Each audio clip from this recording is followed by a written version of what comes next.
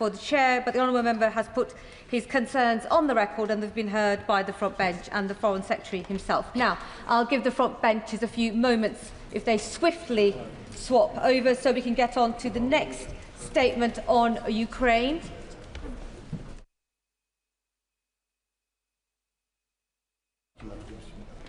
Statement on Ukraine. I call the Defence Secretary of State. With permission, Madam Deputy Speaker, I'd like to make a statement on Ukraine. But before I begin, I'd like to inform the House that yesterday we secured a £10 billion contract to supply Norway with at least 5 Type 26 frigates. This is the biggest British warship deal in our history. It strengthens NATO and our northern flank. It supports 4,000 British jobs and 400 British businesses for years to come. And it is showing that this government is making defence an engine for growth across the regions and nations of the United Kingdom. Turning to Ukraine, Madam Deputy Speaker. A few days ago, Ukrainians around the world came together to mark a special day. 34 years of their country's independence, 34 years as a proud and sovereign nation. And Ukrainians continue to fight for that freedom with huge courage, military and civilians alike, 3.5 years on from the start of Putin's brutal, full-scale invasion. A secure Europe needs a strong Ukraine. Their freedom is our freedom, their values are our values, and this is why the UK stands with Ukraine, and this is why this House stands united for Ukraine. And when Ukraine marks their next Independence Day, we all hope to see them celebrate in a time of peace and not in a time of war. Madam Deputy Speaker, over the summer the UK, with our allies, have been working hard to make that hope a reality. The Prime Minister hosted President Zelensky in London.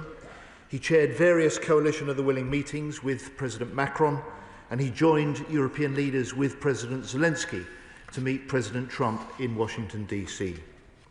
I've spoken with defence ministers across the coalition about stepping up military support and about securing a peace after any deal.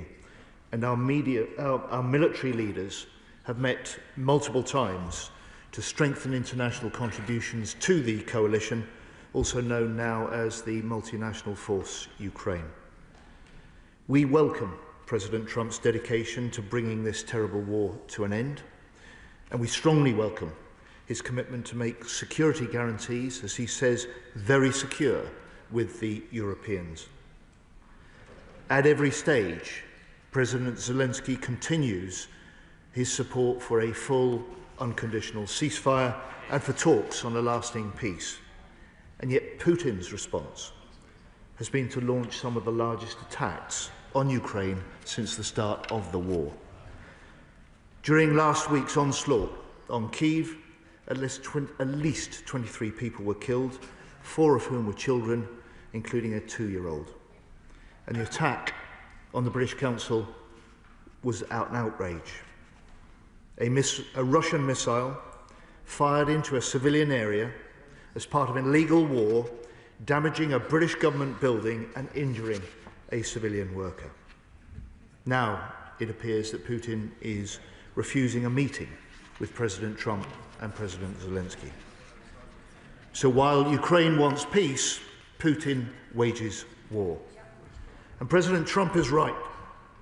We must continue pushing for peace, as well as increasing pressure on Putin to come to the table. So we support measures to disrupt Russian oil revenues, and we welcome President Trump's comments that he is weighing very serious economic sanctions on Russia. And the Foreign Secretary will have more to say on similar UK action very soon.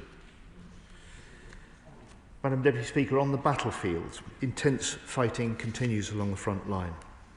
And while Russian military activity has reduced in the Kharkiv and Sumy oblasts, as Russian ground forces relocate elements of those forces, over the past 2 weeks, they have advanced in the northern Donetsk region.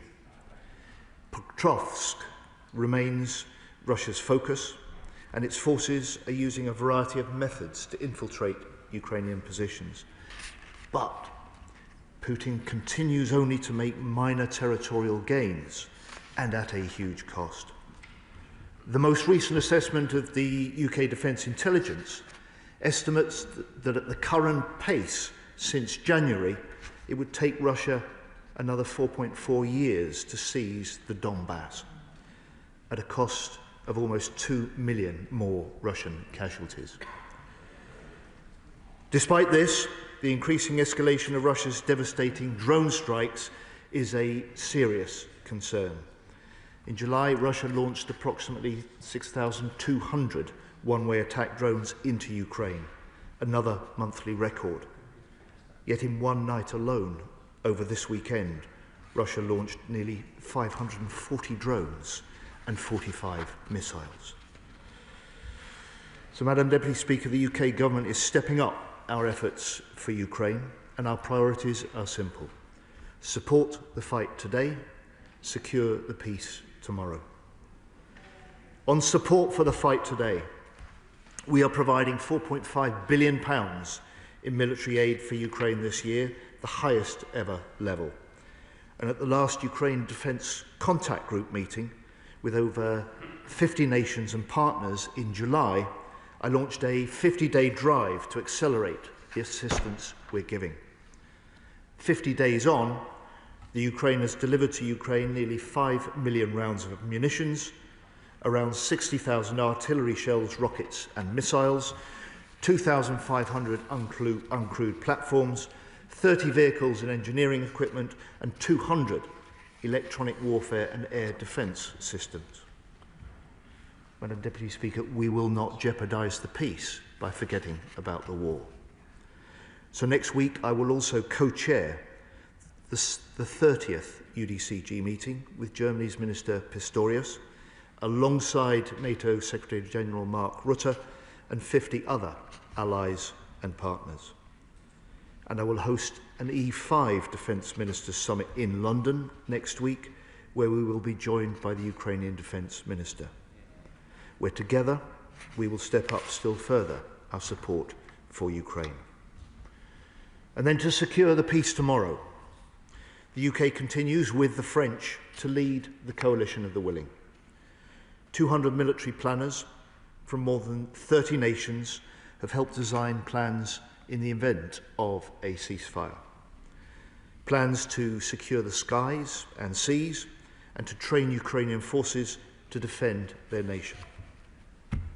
This week, I will host defence ministers from across the coalition with French Minister Le Cornu to further cement contributions to that coalition.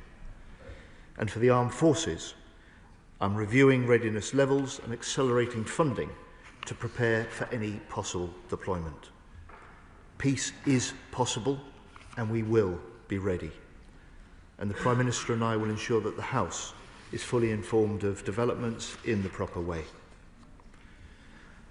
Madam Deputy Speaker, may I take this opportunity today to pay tribute to one of the driving figures of the Coalition of the Willing, Admiral Sir Tony Radakin, whose last day as our UK Chief of the Defence Staff is today. Tony's had a distinguished 35-year military career in the armed forces, serving in operations right across the globe. He's widely respected and as a true friend of the Ukrainian people, as President Zelensky himself said last week. I'm sure everyone in the House will join me in thanking Tony for his outstanding service and wish every success to his successor as CDS, Air Chief Marshal Rich Knighton. And let me end then by saying that while President Putin likes to project strength, he is now weaker than ever. Since Putin launched his illegal invasion, he's not achieved any of his strategic aims. He's lost more than 10,000 tanks and armoured vehicles, and his Black Sea fleet has been humiliated. He's forced to rely on states like Iran for drones, North Korea for frontline troops, and China for technology and components. He's using 40% of his total government spending on the war, with interest rates now running at 18% and inflation at 9%. And moreover, Putin now faces a bigger NATO, 32 nations strong, with an agreement to raise national spending on security to 5% by 2035, and he faces a Ukraine more determined than ever to control its own future. Madam Deputy Speaker, a secure Europe needs a strong, sovereign Ukraine, and we in the UK will stand with Ukraine for as long as it takes. I call the Shadow Defence Secretary of State, James Cartledge.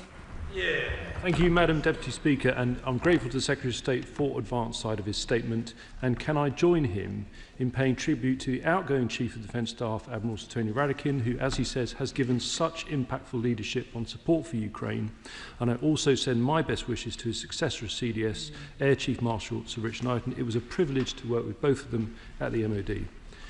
Turning to Ukraine, it is being widely reported that in his speech to the Shanghai Cooperation Organization summit today, Vladimir Putin said that, and I quote, "the understandings reached at his meeting with President Trump in Alaska were opening the way to peace in Ukraine." How utterly cynical. What followed the summit in Alaska was not peace, but the brutal bombing of innocent civilians across Ukraine. In particular, just days ago, Putin unleashed the second largest aerial attack of the whole war, killing at least 23 people, and as the Secretary of State just confirmed, including 4 children. And of course, bomb damage included the British Council in Kyiv. We join the government in utterly condemning the attack on the British Council and pay tribute to all their staff playing their part in our national endeavour to support Ukraine, and pass on our best wishes to the member of staff who was injured in the attack. We note that the Chief Executive of the British Council, Scott MacDonald, promised to continue operations wherever possible. Can the Secretary of State outline to what degree this has been achieved and what support the government has provided to assist? If Putin really wants to open the way to peace in Ukraine, as he said, he should recognise that the blame for this war lies squarely with his territorial ambitions, and that all the civilian and military bloodshed that continues is wholly the result of his unprovoked and illegal invasion. But the reality is Putin does not accept this basic fact. In his speech today at the Shanghai Cooperation Organization Summit, Putin is also widely quoted as blaming others for the war. In particular, his long-standing refrain that the war was caused by, and I quote, "the West's constant attempts to drag Ukraine into NATO." Without ambiguity, we and all our allies must see that the war in Ukraine is a question of a free and sovereign democracy invaded without provocation by a bullying dictator. That is why, when we were in office, it was right to provide such strong support to Ukraine from the outset of the invasion, indeed even before it commenced, and why in opposition we stand shoulder to shoulder with the government in continuing that policy. And that is why we need to keep tightening the screws on Putin's war machine. Moscow should be denied safe harbours for its tankers and profits, and Europe should ban Russian oil and gas sooner than its current 2027 deadline. The Euro-Atlantic Alliance must lead a new pincer movement to further constrain Russia's energy revenues and stop Putin getting his hands on military equipment. So I'm glad that the Foreign Secretary will have more to say on sanctions, as the Secretary of State said, very soon. But can he confirm if the timeline is directly linked to US action? And would the UK go ahead with those plans for tougher sanctions if the US for some reason did not? On any potential end to the fighting, we all desperately want to see peace in Ukraine, but we're clear that this must be a lasting, sustainable peace, and that is why security guarantees are so important. The Secretary of State referred to President Trump's commitment to make security guarantees, and he quoted, "very secure" with the Europeans. What further detail is he able to share on the likely shape of any such US security guarantees? On the coalition of the willing, he states this would, and I quote, "secure the skies and seas." This seems to miss out the land force element. Does this mean the army would only be sent to Ukraine in a training role? He says that he is, and I quote, "reviewing readiness levels and accelerating funding to prepare for any possible deployment." On funding, does he expect that to come from the Treasury Reserve or from the existing MOD budget? And on reviewing readiness, what is the timescale of that review, and is he yet at the stage where urgent operational requirements are being considered? Finally, Madam Deputy Speaker, I strongly welcome the news that Norway has selected the Type 26 made in Scotland for its future fleet. This is a huge deal that will support thousands of jobs, but also one that has been many years in the making, with significant input and progress under the previous government. In December 2023, I myself had the pleasure to visit the Norwegian MOD in Oslo, and I can assure the House that the Type 26 was very much at the top of the agenda. Just to remind them, that was in the same week that we announced that Britain and Norway would lead the maritime coalition supporting Ukraine's navy, underlining the strength of our naval alliance and our joint commitment to Ukraine.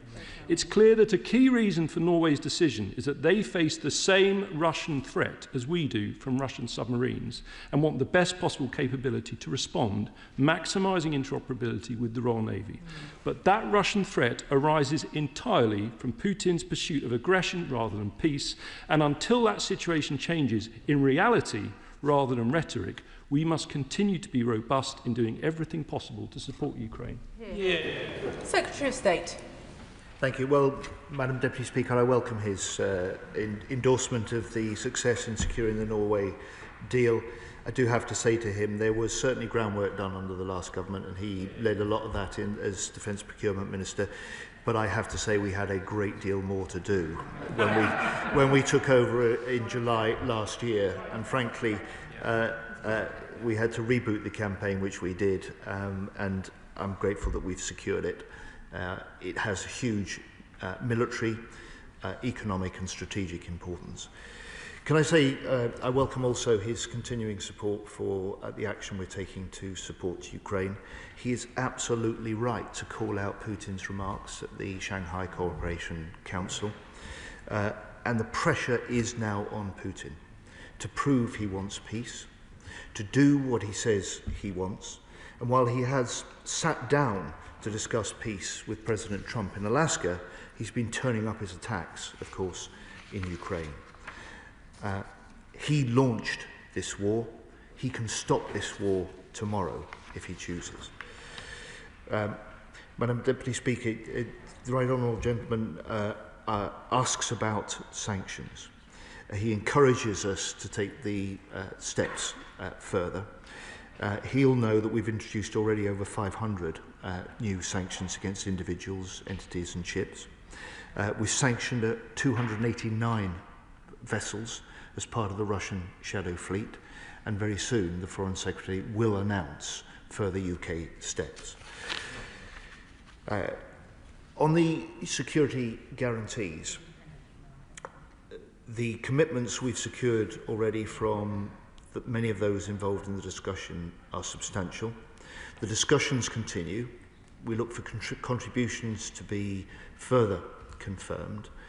Much of the shape of any deployment of a coalition of the willing will depend on the terms of any peace agreement.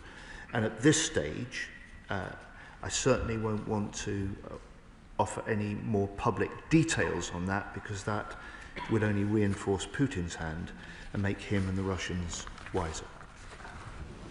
Chair of the Select Committee, Tamanjeet Singh Desi. Thank you very much, Madam Deputy Speaker. I thank the Defence Secretary for advance sight of his statement. Wholeheartedly welcome the historic frigates exports deal with Norway and join him in paying tribute to Chief of the Defence Staff Admiral Radakin for his distinguished decades-long service to our